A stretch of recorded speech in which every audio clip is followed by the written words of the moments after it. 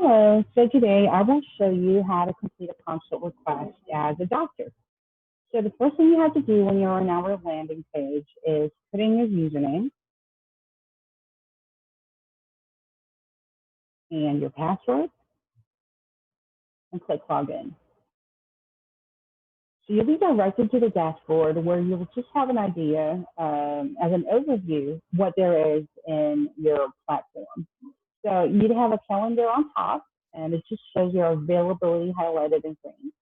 And you'd see your patients who just came in right here at the bottom part. Now, for the purposes of training and for a best practice, you'd rather want to go to your waiting room the moment you log in. I'll click waiting room right now. And I'll see in here the patients that are in my waiting room. So you'd see in here patients with different statuses. You want to look at the status first and see which ones just came in. So if a consult is scheduled, it means that it just came in and you haven't really accepted the consult yet, so you can continue working on it. It means that any doctor in your area can actually see this consult request, and you'll only be able to lock it in under your name when you accept it as a consult, so no other doctor can take it anymore. So that's just a scheduled consult, and the very first thing that you have to do is accept that consult request to go on with a consult. And the next is a consult request with the status accepted.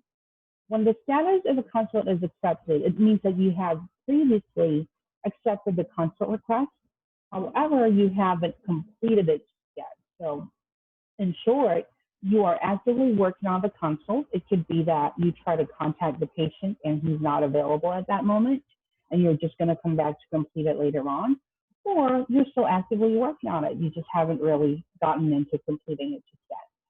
So right now, I wanted to go ahead and show you how to accept a consult request, and that's from 0 point or 0.0 when a consult comes in. So consult comes in as scheduled. You see that? You click the edit icon beside the patient's name, and this should pull up your patient's consult request page. Now, each of these boxes contain information of your patient that you have to review. And a more important section is that these boxes with a review toggle box at the bottom. So these are part of your patient's medical history, and we want to just ensure that each time you go ahead and click them, you are really reviewing their medical history. So first things first, before you click the review button, you make sure that you accept the consult. So it's the very first step again. Accept the consult by clicking the accept consult button. And that locks in that consult under your name, so no other doctor can take it anymore. Now you'd have to review the boxes that I told you about. More importantly, the medical history section. So there's the medical history, there's the social history, family history, allergies, current medications, and treated conditions. These information are just really important to you making the decision or the diagnosis whenever you're dealing with patients. So we want to make sure that they're all reviewed properly. So once you have done that, you're now going to be able to contact the patient. You can also go ahead and review the patient's chief complaint, more details about the reason why they contacted you. And what's relevant right now is that we have a pandemic, and COVID-19 is very, very rampant. So in looking at the COVID-19 screen, you can actually see what the patient is also experiencing at the moment, if it's relevant to that. So when you're ready to contact the patient via video, you want to go ahead and click the video button right here at the bottom part. 1 second, and let me just make sure that the patient is logged in. There we go, video. So once you do this, the patient should receive a video consult request, and the patient, when available, will just click join. Upon clicking join, you would see a notification telling you that the patient is ready for the consult, and you'd also just need to join that consult or the video consult. It should just take a few minutes. There we go. You can go ahead and remove your video option by doing that. And once you're done with the call, you could go ahead and click end call. You can also mute yourself if needed. So let's go ahead and end call.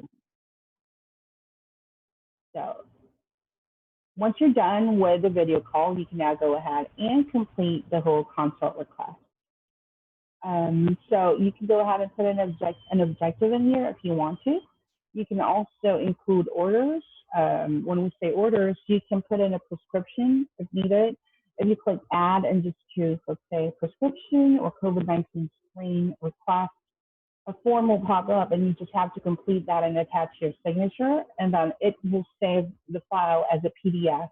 And it will automatically go to your patient's consult page when you complete a consult, and they'd be able to download that easily so they can present it to their pharmacy or to any laboratory where they'd want to do the laboratory request.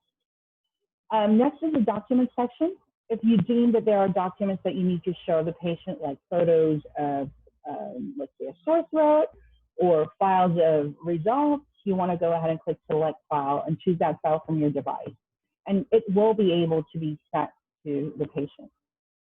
So once you're done, you could now go ahead and complete a consult by clicking the complete button. And this would close the consult for you. You're not going to be able to see it in the waiting room. However, once that's done, you will see it in the My Consult section, which means that you have closed that consult request. And it's easier. And if you see right here, the status says closed when I went to the My Consult tab on the sidebar. So that's it. That's the whole process of just completing a consult request that just came in. If you have any further questions, you can always contact us and we'd be glad to help you out. Again, this is Ina. Thank you so much for your time and you have a great day.